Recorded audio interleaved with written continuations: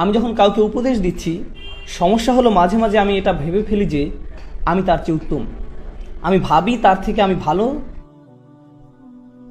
তাই তার আমার উপদেশের দরকার। আর এটা বেশ বড় সমস্যা, বিশেষ করে আপনি যখন উপদেশ দিতে অভ্যস্ত হয়ে পড়েন। আপনি যে ভেবে বসেন আপনি অন্যদের চেয়ে অনেক ভালো। শুনুন, আমার কাছে এই মাইক আছে, 18টা ক্যামেরাম্যান আমার দিকে ক্যামেরা তাক করে রেখেছে, কিন্তু এইসবের কোনো মূল্য আমার কাছে নেই। আমি কোনো অংশে আপনাদের চেয়ে উত্তম নই, আর আপনিও আমার চেয়ে উত্তম নন। শুধু আল্লাহই বলতে পারেন কে কার চেয়ে উত্তম, শুধুমাত্র আল্লাহ জানেন। এসব কোনো মর্যাদার মানদণ্ড নয়, তা হতে পারে না। আল্লাহ কি বলছেন? ইন্না রব্বাকা হুয়া আ'লাম বিমান দাল্লা আন সাবিলিহি ওয়া হুয়া আ'লামু বিল মুহতাদিন। আপনার রব, তিনিই একমাত্র জানেন কে পথ হারিয়েছে, কে পথ ভ্রষ্ট হয়েছে সঠিক পথ থেকে। আল্লাহ ভালো জানেন আমি বিপথে আছি না আপনি। আমি তো এটাও জানি না আমি নিজে সঠিক পথে আছি কিনা, এতটুকু জ্ঞান আমার নেই। আপনাকে পথ নির্দেশনা দেওয়ার আগে আমার বুঝতে হবে আল্লাহ একমাত্র জানেন আমার মর্যাদা কতটুকু। আল্লাহ একমাত্র জানেন আমার মর্যাদা কতটুকু, আমার আসল অবস্থান কোথায়। তো আমাকে আল্লাহর সামনে নত থাকতে হবে অন্য কাউকে উপদেশ দেওয়ার আগে। আমি কখনো বলি না সুবহানাল্লাহ, এই লোকগুলো পুরোপুরি বিভ্রান্তির মধ্যে আছে, আমার এদেরকে সাহায্য করতে হবে। এটা ভাববার আগে একটু থামুন, আমি তো নিজের অবস্থান কোথায় তাও জানি না। আর দ্বিতীয়ত, যখন কাউকে উপদেশ দিচ্ছেন অথচ তারা আপনার কথা শুনছে না, তারা সেভাবে পরিবর্তিত হচ্ছে না যেভাবে আপনি চাইছেন, তাদের কোনো রূপান্তর দেখা যাচ্ছে না, এর মানে কিন্তু এই না যে তারা পথভ্রষ্ট। হয়তো কোনো বীজ বেড়ে উঠছে কিন্তু আপনি তা দেখতে পাচ্ছেন না। তবে আল্লাহ জানেন ভিতরে কি হচ্ছে, আমরা শুধু জানি বাহিরে কি হচ্ছে। আর বাহিরেরটা দেখি আমরা অধৈর্য হয়ে পড়ি, আর ভিতরে কি হচ্ছে সে ব্যাপারে কোনো খেয়াল করি না। আর আপনাদের প্রতি এটা আমার শেষ মন্তব্য, এই কথা দিয়ে আজ শেষ করতে চাই, কারণ এটা এই উম্মতের সবচেয়ে গুরুত্বপূর্ণ সমস্যাগুলোর একটি। আজকের এই উম্মতের সবচেয়ে বড় সমস্যা হলো জ্ঞানের অভাব। এই অভাবের উপস্থিতি বোঝা যায় যখন আমরা বাহ্যিক দিক দেখে ব্যতিব্যস্ত হয়ে পড়ি, অথচ অন্তর্গত বিষয়গুলো নিয়ে ভাবি না। এমনকি ইসলামিক কর্মকাণ্ডেও না। একটা ছেলে খুব ভালো কারণ সে সম্পূর্ণ কোরআন মুখস্থ করে ফেলেছে, কিন্তু এটা তো বাহ্যিক বিষয়। একজন ভালো মানুষ সেই যার অনেক ইলম আছে, এটাও তো বাহ্যিক বিষয়, অন্তর্গত বিষয় নয়। আপনার অনেক ইলম থাকা সত্ত্বেও আপনি একজন জঘন্য মানুষ হতে পারেন, এটা সম্ভব, তাই না? আপনি হতে পারেন একজন হাফিজ, কিন্তু আল্লাহ আর রাসূলের ব্যাপারে আপনি এক বিন্দু পরোয়া করেন না। সম্ভব এটা? অবশ্যই। কেউ হাফিজ হলেই যে সে ভালো মানুষে পরিণত হয় এমনটা নয়। হিফজ খুবই গুরুত্বপূর্ণ, আমার সন্তানরাও হিফজ চর্চা করে, কিন্তু হিফজ এই সমীকরণের খুবই ক্ষুদ্র একটা অংশ। আমাদের আগে অন্তরের সমস্যা দূর করতে হবে, এটাই সবচেয়ে গুরুত্বপূর্ণ বিষয়। অন্য সব কিছুর চাইতেও এর গুরুত্ব বেশি। কিছু মানুষ বলে যতক্ষণ না তোমার অনেক ইলম অর্জন হবে তুমি আল্লাহর কাছে কিছুই না। আমি তাদের বলি আমি জানি না আপনি কোন কোরআন পড়েছেন, কারণ এটা সেই কোরআনের শিক্ষা নয় যেটা আমি পড়েছি, এটা সেই কোরআনের বাণী নয়। রাসূলুল্লাহ সাল্লাল্লাহু আলাইহি সাল্লাম কোরআন তেলাওয়াত করছিলেন, আর সে সময় কিছু জিন সে পথ দিয়ে যাচ্ছিল। আপনারা জানেন গল্পটা? রাসূল সাল্লাল্লাহু আলাইহি সাল্লাম কোরআন পড়ছিলেন আর কিছু জিন সে পথ দিয়ে যাচ্ছিল। তারা যখন কোরআন শুনতে পেল তখন বলল, এই চুপ, এটা কি শুনতে পাচ্ছি? যখন সম্পূর্ণ তেলাওয়াত শেষ হলো তারা তাদের জাতির নিকট ফিরে গেল এবং দাওয়াত দিতে শুরু করলো। কতটুকু সময় ধরে জিন জাতি কোরআন শুনেছিল? কয়েক মিনিট। তারা কি তাফসিরের উপর কোনো ডিগ্রি পেয়েছিল কোনো ডিগ্রি? তারা তাজবিদের ইজাজা পেয়েছিল কোনো প্রতিষ্ঠান থেকে? এই জিনেরা কোরআন শিখেছিল কতক্ষণের জন্য? অল্প কয়েক মিনিটের জন্য। অথচ এরপরে কি হলো? তারা তাদের স্বজাতির কাছে ফিরে গিয়ে তাদের আল্লাহর কিতাবের প্রতি আহ্বান জানানো শুরু করলো। আর তাদের দাওয়া এতটা চমৎকার ছিল যে আল্লাহ তা কোরআনের অংশ পরিণত করেছেন। আমরা এই কোরআনেই তাদের উক্তি পেয়েছি। এই জিনেরা কি উলামা, ফুকাহা? না, এরা সাধারণ জিন, তাদের প্রজাতির সাধারণ সদস্য। কিন্তু জানেন আল্লাহর কাছে তাদের অসাধারণ হওয়ার কারণ কি? তাদের আন্তরিকতা। আমরা ধর্মকে জটিল করে দিতে পছন্দ করি, কিন্তু আল্লাহ তার দ্বীনকে সহজ করতে পছন্দ করেন। আল্লাহর দ্বীন জটিলতা মুক্ত, সুন্দর, এটা সাদাসিধা, এতটা সাদাসিধা যে একজন জিনও সেটা বুঝতে পারেন। অথচ তাদের কোনো পিএইচডি ডিগ্রি নেই, তবুও তারা বুঝতে পেরেছেন। আমরা সহজকে জটিল বানাতে পছন্দ করি। আমরা ইসলামের সবকিছু শিখতে চাই জটিল উপায়ে, আর আল্লাহ তা শিখাতে চান সহজ সরল উপায়ে। এটাই আল্লাহর প্রজ্ঞা, সহজ করে দেয়া। আমরা জটিলতা তৈরি করি। কেউ কোরআন পড়ছে আর আমরা তাকে গিয়ে জিজ্ঞেস করি, আপনি কোথা থেকে ইজাজা পেয়েছেন? এটা কি হাফস আল আসিম নাকি ওয়ার্শ? আপনার তো কলকলা আরো লম্বা হওয়া উচিত ছিল। মাথ ঠিক করতে হবে, এরপর আপনি 3 বছর অতিবাহিত করবেন তাজবিদ শিখতে, অন্য সব কিছু বাদ দিয়ে। আপনি এই শিক্ষাকে কঠিন করেছেন। অতীতে কখনোই এমনটা হতো না, কখনোই না। আমরা দিন শিক্ষা কঠিন করে ফেলেছি। কেউ এসে বললো আমি একজন মুসলিম। তাই নাকি? আপনি মুসলিম? আপনার আকিদা কি? আমার আকিদা আমি একজন মুসলিম। কিন্তু আপনি কি বিশ্বাস করেন? লা ইলাহা ইল্লাল্লাহ। না মানে আকিদার উপর কোন বইটা পড়েছেন? আমি তো কোনো আকিদার বই পড়িনি, আমি কেবল জানি আল্লাহ এক সত্তা। না ভাই, আপনার আকিদা শিখতে হবে, আপনাকে এর গভীরে যেতে হবে, গভীরভাবে বুঝতে হবে।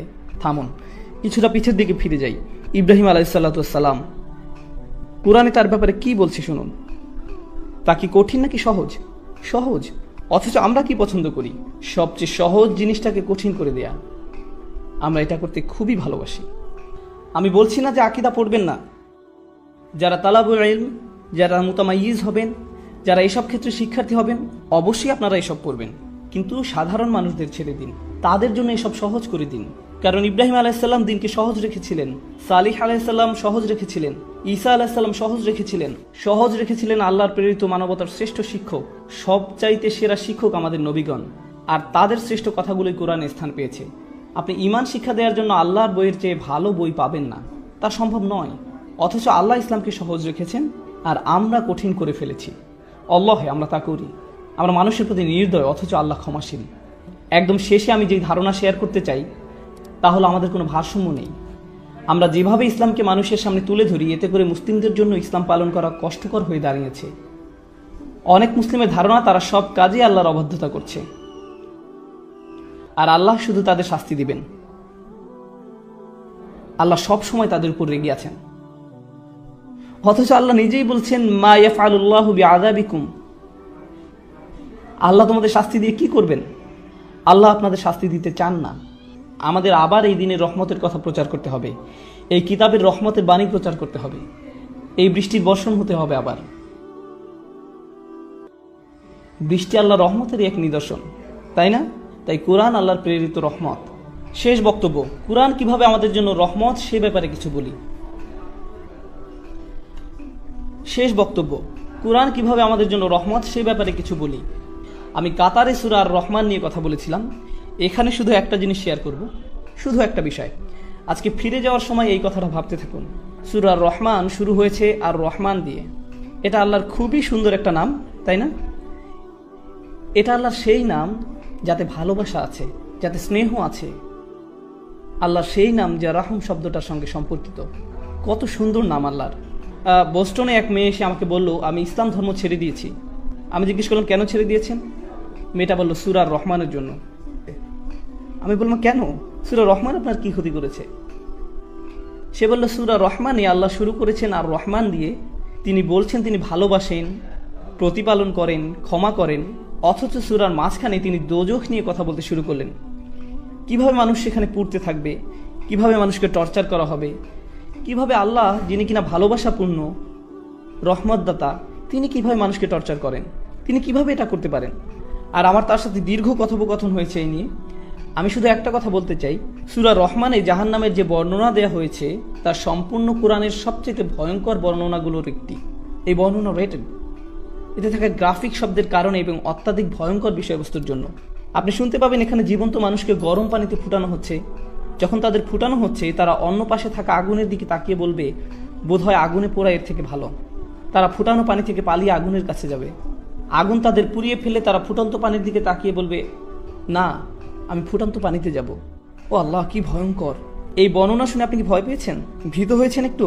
কারণ আমি শুনে যথেষ্ট ভীত হয়েছি। আর যেই মাত্র আপনি ভয় পেলেন, আল্লাহ কি বলছেন? ওয়ালিমান খাফা মাকামা রাব্বিহি জান্নাতান।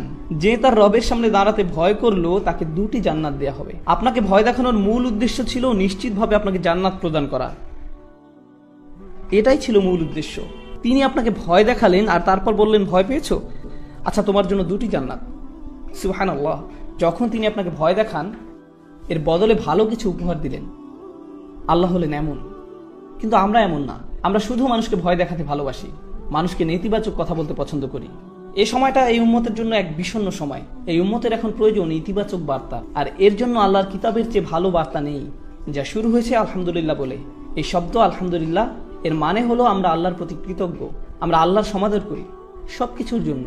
সময় যতই খারাপ থাকুক না কেন আমরা ইতিবাচক থাকবো, কারণ প্রত্যেক নামাজ আমরা শুরু করি আলহামদুলিল্লাহ বলে, যার মানে হলো আমাদের অবশ্যই ইতিবাচক হতে হবে।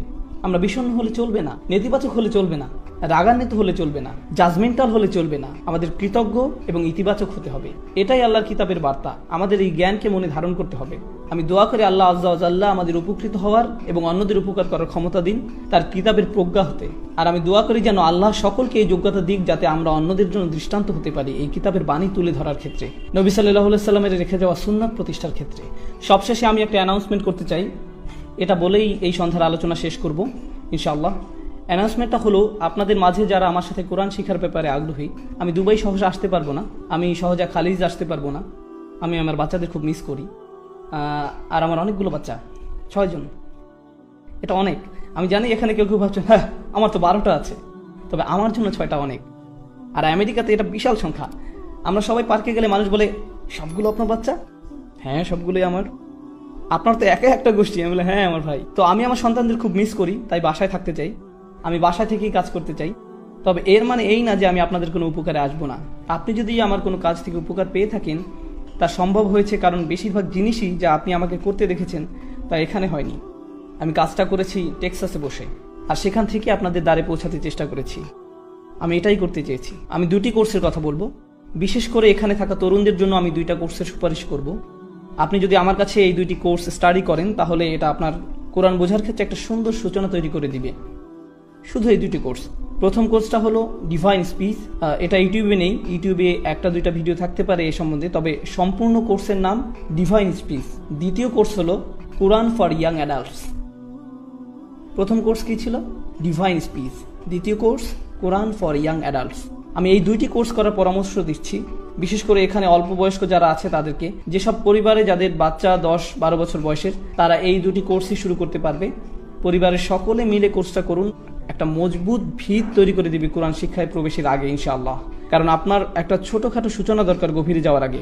এটাই হলো ডিভাইন স্পিচ আর কোরআন ফর ইয়াং অ্যাডাল্টস এর উদ্দেশ্য। আমি একটু বলে দিই ডিভাইন স্পিচে কি নিয়ে কথা বলা হয়। মানুষ জিজ্ঞেস করে আল্লাহ কোরআনে নিজেকে আমরা বলে সম্বোধন করেন কেন? জিজ্ঞেস করে কোরআনের সূরাগুলো ভিন্ন ভিন্ন অর্ডারে সাজানো কেন? জিজ্ঞেস করে কোরআনের বিষয়বস্তু ঘন ঘন পরিবর্তিত হয়ে যায় কেন? সবাই যখন এসব প্রশ্ন করে, আমি সকল প্রশ্নকে একত্রিত করে সবগুলোর উত্তর দেওয়ার চেষ্টা করেছি, যাতে আপনার আরো ভালো ধারণা সৃষ্টি হয় যখন আপনি কোরআন পড়ছেন।